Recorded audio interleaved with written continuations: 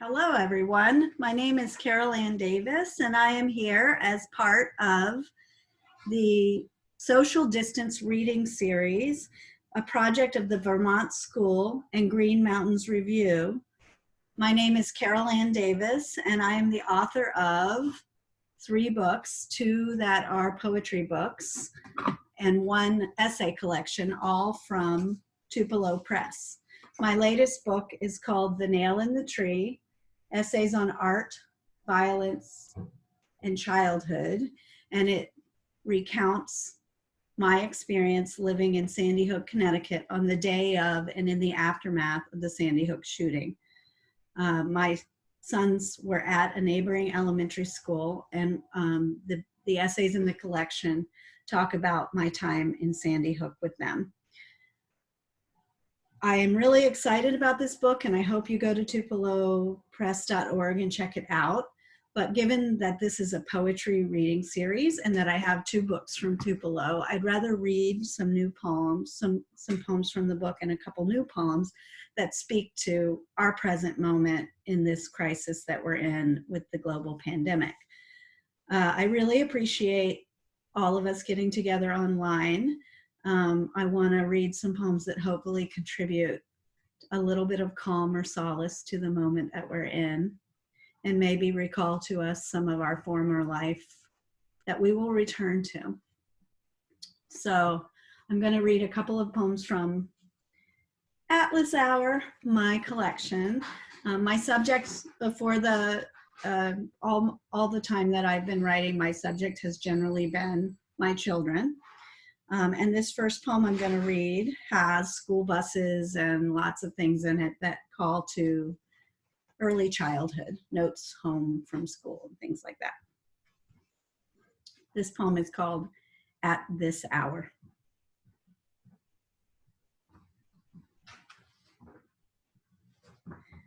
Say I am not wrong to want the 2 finches who ring out.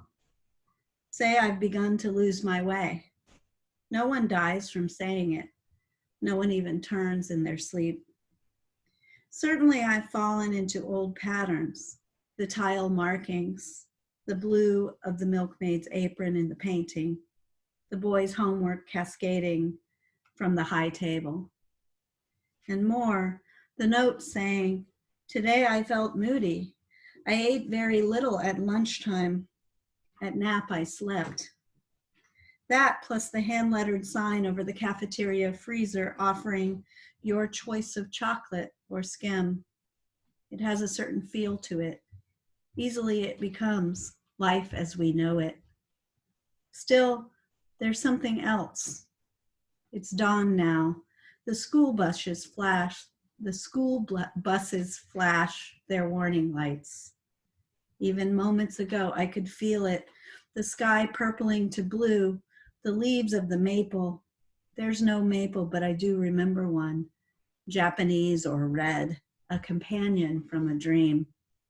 And there's more, just under the surface, reticulating, pulled out to pasture, faithful in its disorder. Or the disorder's me. I'm the object turning in the light, and the 2 finches who know I'm alive are turning too, very quickly headed, they know not where. I've been struck in the last few days taking walks that the birds seem to be oblivious to our suffering, but also comforting. So I like the end of that poem. This poem is called What Takes My Breath, and it runs on from the first line to the title is the first line, so here I go.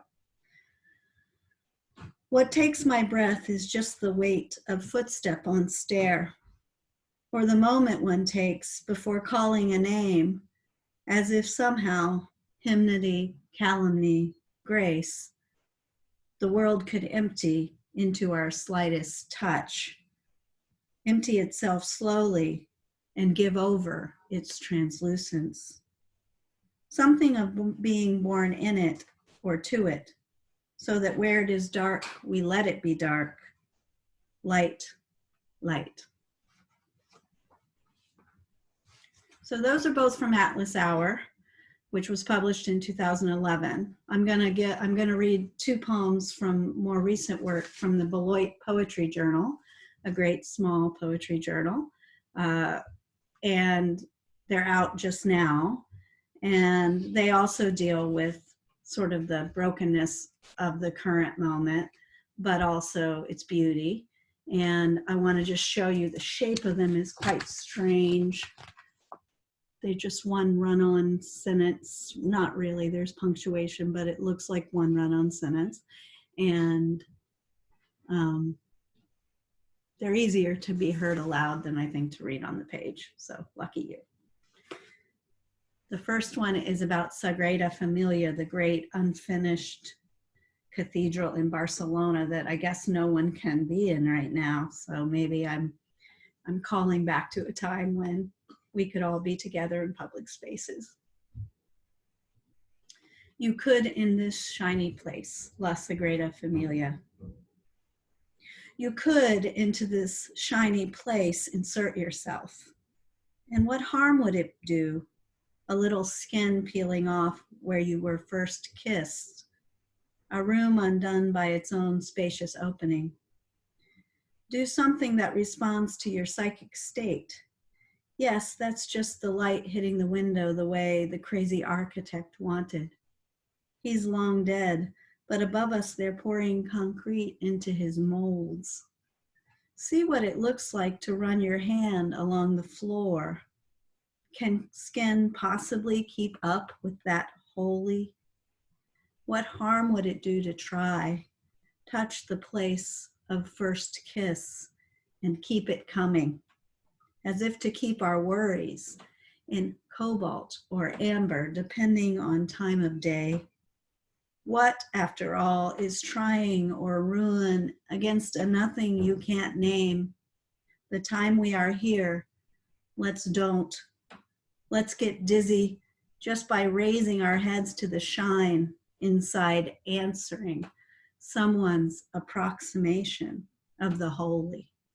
Its heavy doors meant to call on our own darknesses, the ones chased out by such color, and by such color seen and known. All right, my last poem is called The Wovenness, and it's really a prayer toward something like us being woven together.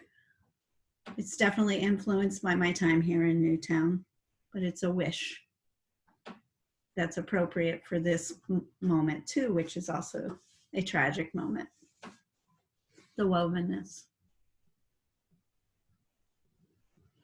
By days, may we be set right by the wovenness that unfurls, unrehearsed to arrive at the appointed hour, by knit to unknit the loam of all known teachings, as a frost undoes its varnish, as by the hard ground a fox sneaks over.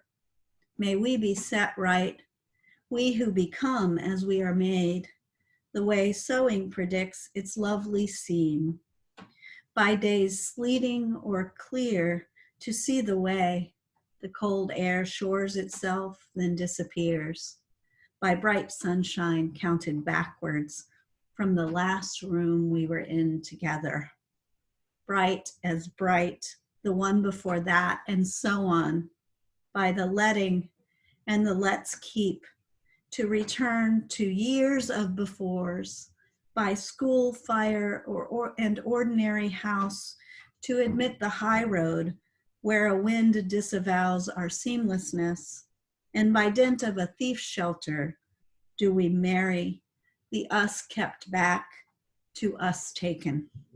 A wovenness by a thin sheet to cover those we unfurl alongside, those we pack close, as if by song in throat to find throat, by days to knit as knits the bright wovenness of our presence to a woven absence, by such days as day sets right. So I hope I guess that's my wish for all of us, that day will set us right. A day will come that is set right. And until then, we need to understand that we are together through this distance. So if you enjoyed this reading, I'd send you to a couple of places. tupelopress.org for my books, and my most recent one that I didn't really read from today, The Nail in the Tree. And my website, carolandavis.org, where you could email me if you wanted. Thanks so much for being with me. I have a Q&A over at Green Mountains Review online that you can also check out. And take care.